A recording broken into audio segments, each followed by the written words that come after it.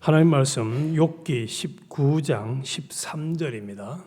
욥기 19장 13절부터 22절까지만 보겠습니다. 나의 형제들이 나를 멀리 떠나게 하시니 나를 아는 모든 사람이 내게 낯선 사람이 되었구나. 내 친척은 나를 버렸으며 가까운 친지들은 나를 잊었구나. 내 집에 머물러 사는 자와 내 요종들은 나를 낯선 사람으로 여기니 내가 그들 앞에서 타국 사람이 되었구나. 내가 내 종을 불러도 대답하지 아니하니 내 입으로 그에게 간청하여야 하겠구나. 내 아내도 내 숨결을 싫어하며 내 허리의 자식들도 나를 가련하게 여기는구나. 어린아이들까지도 나를 업신여기고 내가 일어나면 나를 조롱하는구나. 나의 가까운 친구들이 나를 미워하며 내가 사랑하는 사람들이 돌이켜 나의 원수가 되었구나. 내 피부와 살이 뼈에 붙었고 남은 것은 겨우 잇몸뿐이로구나. 겨우 잇몸뿐이로구나. 나의 친구야, 너희는 나를 불쌍히 여겨다오. 나를 불쌍히 여겨다오. 하나님의 손이 나를 치셨구나. 너희가 어찌하여 하나님처럼 나를 박해하느냐. 내 살로도 부족하냐. 아멘.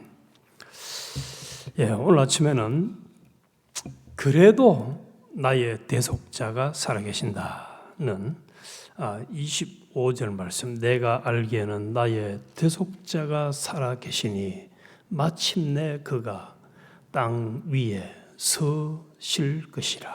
그래서 그래도 나의 대속자가 살아계십니다. 우리가 참 나그네 인생을 살아가는 동안을 가만히 살펴보면은 절망의 연속인 것 같습니다. 절망의 연속.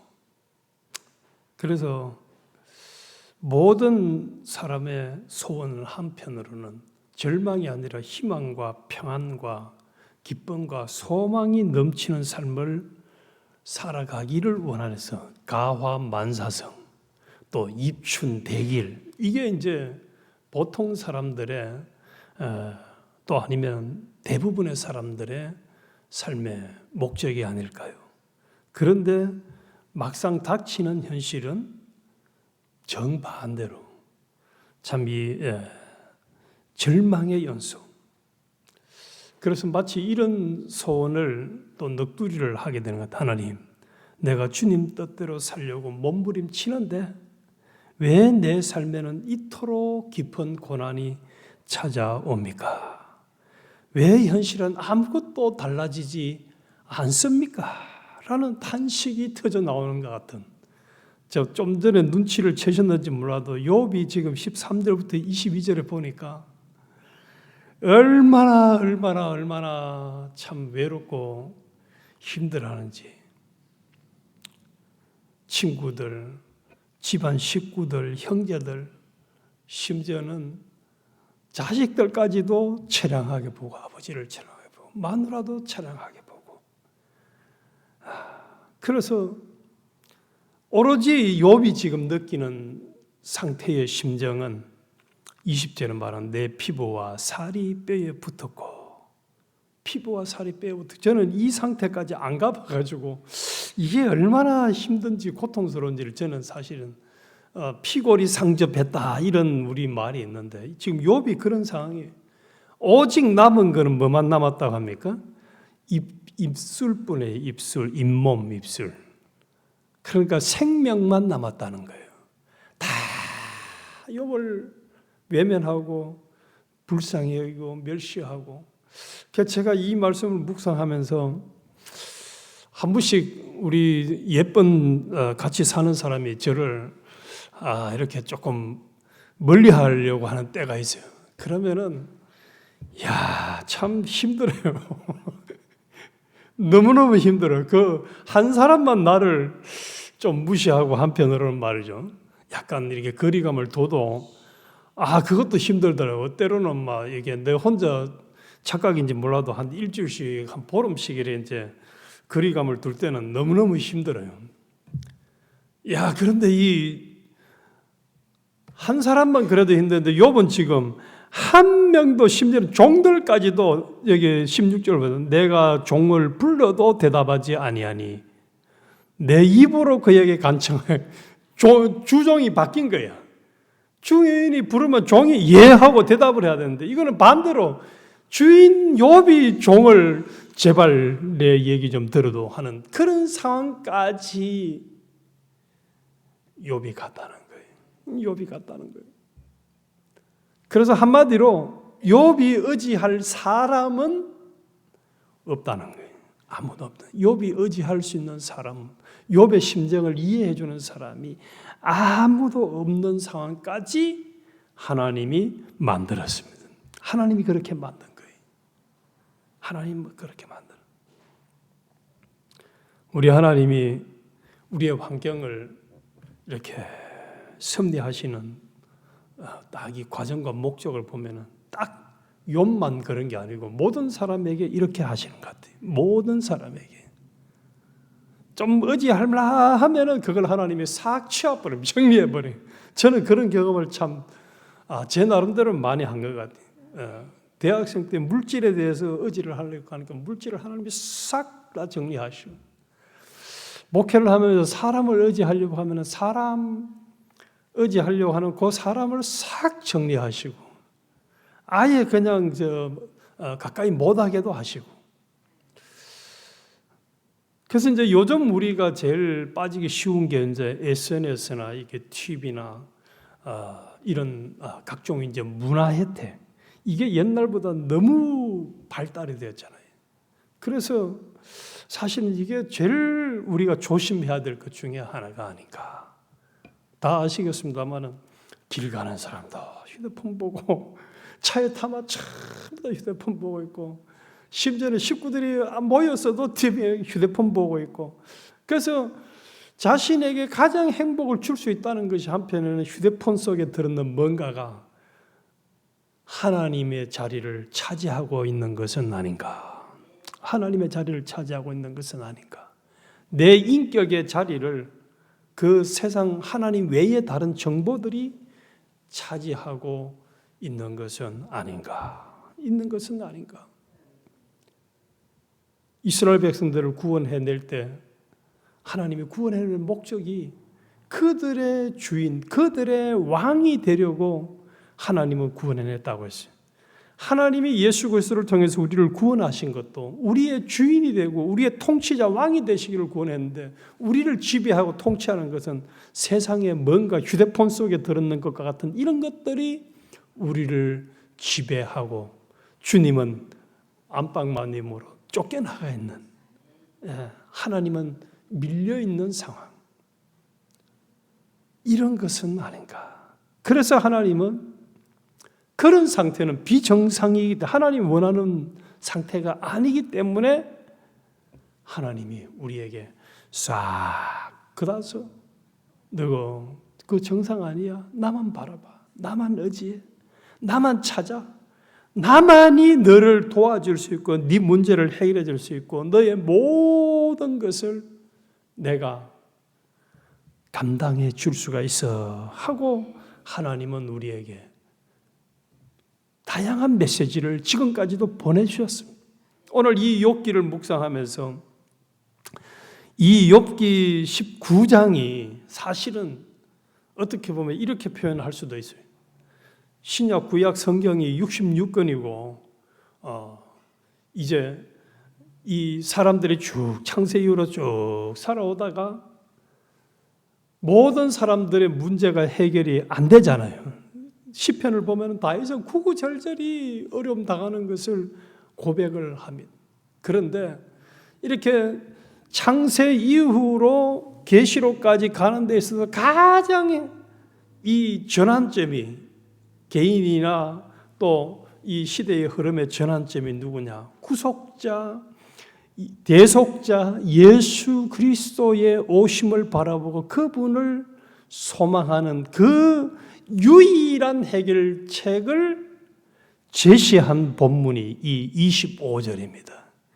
내가 알기에는 그럼에도 떠나가고 아무도 내 주변에 나를 이해해 주는 사람이 없어도 그럼에도 내가 알기에는 나의 대속자가 살아계시니 나의 대속자가 살아계시니 대속자 주님을 바라봄으로 소망을 가지고 살아가는 욥.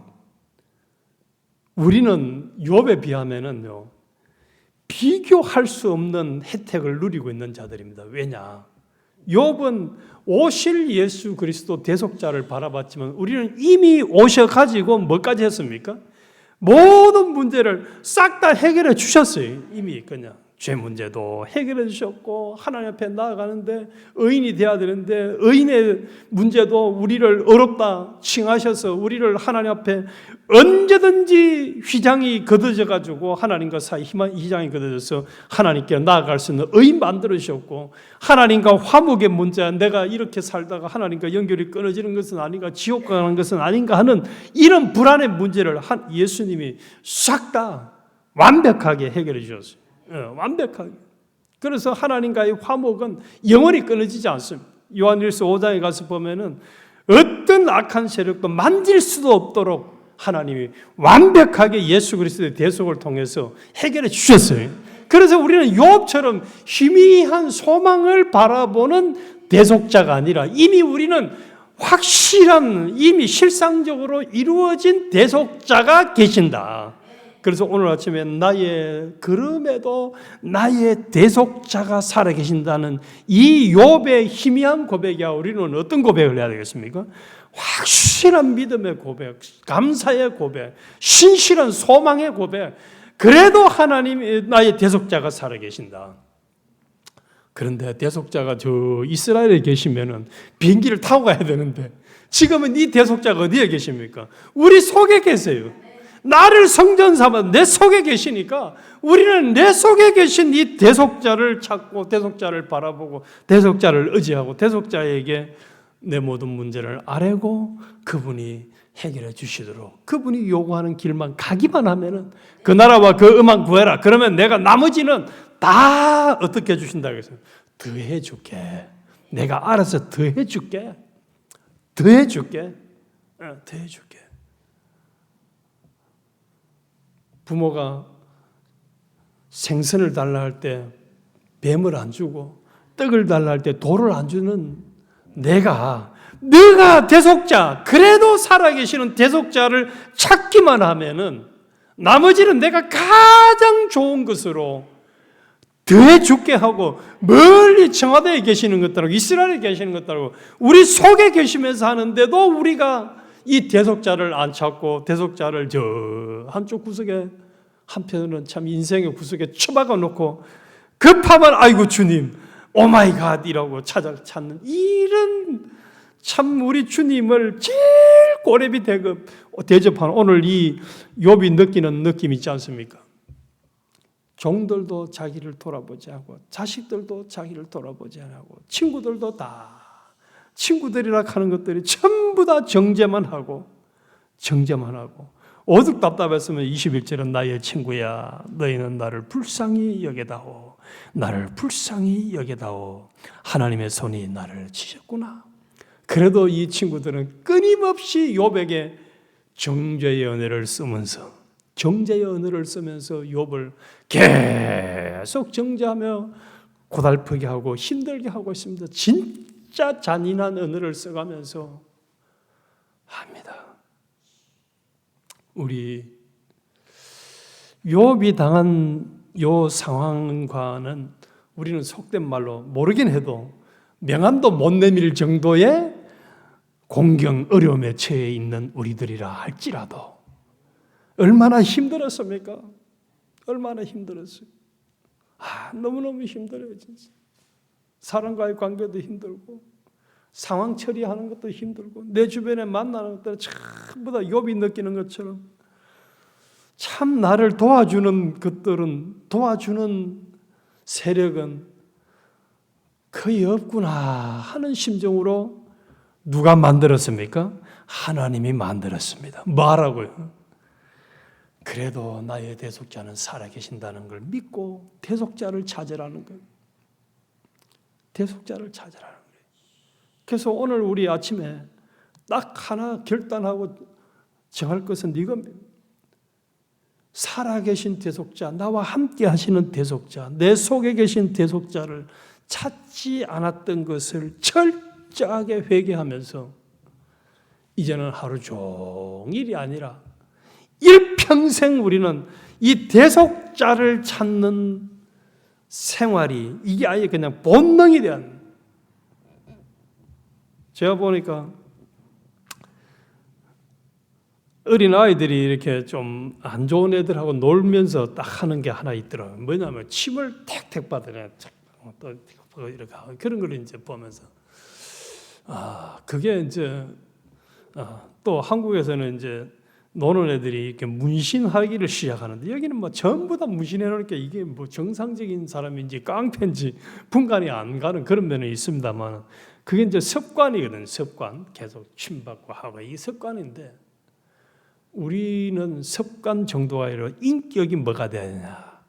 나의 대속자는 살아계시니. 신약과 구약의 큰 전환점을 이 19장에서 얘기하는데 이 9장의 욥의 전환점이 아예 이번에 이 말씀을 통해서 우리 속에 딱 자리 잡아가지고 나의 대속자가 살아계신 그 주님을 평생 매 순간마다 우리는 찾아서 나의 대속자가 살아계시니 나의 대속자가 살아계시니.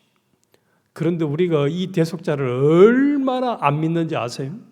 저만 안 믿는지 모르겠습니다만 너무 안 믿어. 너무 안 믿어. 한 번씩 큰 이 밤길을 걷다가 낯선 사람 만나면 막 두려워하잖아요. 막 그냥 갑자기 막 소름 머리끝까지 쫙 서는 이런 사람은 두려워하는데 그 두려움이 언제쯤 어떤 상황 되면 많이 없어지느냐? 꼬맹이 손만 잡고 가도 그런 그런 두려움이 많이 풀려요. 많이 풀려. 또 막 너무너무 외로운 상황에서도 사랑하는 사람만 옆에 있어도 그냥 온 세상 다 뭐 문제가 생겨도 문제 안 될 만큼 평안을 가집니다. 그런데 그래도 나의 대속자가 살아계시는 이분이 내 속에 계심에도 우리는 얼마나 불안해하고 얼마나 답답해하고 얼마나 힘들어하고 얼마나 짜증스러워하고 나의 대속자가 살아계심에도 불구하고 얼마나 미래에 대한 소망을 답답해하고 힘들어하고 하는지 참. 그래서 이렇게 정의하는 것이 오히려 맞지 않을까? 나는 나의 대속자가 살아계신다는 걸 안 믿는 사람은 아닌가? 믿는다고 하지만 실제로는 안 믿는 거예요. 안 믿는 거예요. 안 믿는 거예요. 어제 말씀드린 것처럼 한 말씀 순종하는 것이 온 천하를 얻는 것보다 더 큰 수입을 얻는 삶임에도 불구하고 말도 성경대로 주님이 원하는 대로 안 하고 생각도 주님이 원하는 대로 주님은 너희의 모든 염려를 다 주께 맡겨 버리라 하는데도 염려는 온 세상 염려는 다 짊어지고 불안해하고 답답해하고 힘들어 잠이 안 오고 살맛이 안 나서 대속자가 살아계시는데 지금 대속자가 살아계시는데 도와주려고 부르짖게 하고 찾기만 하면은 내가 다 해결해 줄게. 내가 너를 편안하게 해줄게. 네 짐을 내가 쉬게 해줄게. 내가 가볍게 해줄게. 하고 전능자, 창조주, 주권자, 나를 위해서 목숨까지 내려준 그분이 내가 있다고 해도 그건 온데간데 없고 온 세상에서 자신이 제일 불행해. 내가 제일 불행해. 내가 제일 힘들어. 내가 제일 괴로움을 당하고 있어요. 이게 정상입니까? 이게 하나님을 대속자를 믿는 믿음이 맞는 겁니까? 이거 사람 손만 잡아도 내 옆에 나를 좀 이해해 주는 사람만 있어도 마음의 평안을 얻고 좀 답답함에 줄어드는데 그런데 왜 내 대속자가 내 속에 나와 함께 있는데도 불구하고 우리가 왜 그런 문제가 해결이 안 됩니까? 왜 그런 천국의 평안이 없냐고요? 요한계시록 22장에서 말하는 천국, 그 천국이 이미 예수 그리스도를 통해 이 땅에 임한 천국이 되었음에도 불구하고 왜 그 천국을 못 누리고 있냐고. 안 믿기 때문에. 내가 이대로 안 살기 때문에 주님이 은혜 안 주시는 거예요. 제가 진짜 실감나게 느낀 것 중에 하나가 그거였습니다. 손가락이 다쳐가 잘렸는데 얼마나 아프던지 막 식은땀이 줄줄줄 하는데 나는 식은땀 난다는 말이 진짜 뼈저리게 경험을 하고 나니까 그것도 힘들어. 그런데 병원에 가서 이제 의사가 마취 주사를 탁 놓고 나니까 그 다음부터는 뼈를 잘라도 안 아프고 기부도 안 아프고 하나도 안 아프더라고. 이게 마취제구나 하는 걸 저는 처음으로 그때 이제 알았어요. 처음으로 마취제.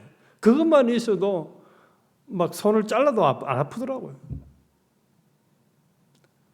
마취제를 만드신 분이 주님인데 우리의 근심 걱정을 걷어내고 우리가 힘들어하고 불안한 것을 다 걷어내시고 우리에게 참된 평안과 기쁨과 소망과 또 우리에게 필요한 것을 더해 주시겠다는 그 약속을 이루어 주실 분이 우리와 함께 계심에도 불구하고 불안해하고 답답해하고 힘들어하고 욥처럼 남은 것은 내 생명밖에 없구나라고 우리가 한탄을 하는 삶을 계속 살아간다면 이미 모든 문제를 해결해 주신 주님이 보실 때는 얼마나 기가 차겠습니까? 얼마나 답답하겠습니까? 내가 너를 위해서 십자가에 죽고 부활해 준 것이 너 그렇게 살아라고 내가 부활해 줬느냐? 내가 너를 대속해 줬느냐? 그건 아니야 라고 우리 주님이 고개 흔들지 않겠습니까? 고개 흔들지 않겠냐고요. 그래서 우리 오늘 그럼에도 나의 대속자는 살아계신다는 이 욥의 고백을 계속 반복을 해서 이 대속자를 찾고 또 찾고 그분이 내게 성령으로 이제 말씀하시잖아요. 너 오늘 이 시간 이렇게 말해. 이 시간 이 상황에서 너 이렇게 행동해야 돼. 너 이 상황에서 이런 결정을 해야 돼. 너 오늘 이 상황에서 이렇게 살아야 돼. 하는 그 성령의 음성, 영감을 따라서 순종만 함으로 우리의 대속자가 우리의 모든 문제를 해결해 주시고 또 우리는 그 복을 누리는 그런 참 복 있는 사람. 그래서 우리의 대속자가 살아 계신다는 것을 매 순간 느끼며 삶으로 우리의 남은 생애 동안은 참 날마다 천국, 매 순간마다 천국 생활만 하는 주인공이 되시기를 주님의 이름으로 축원합니다.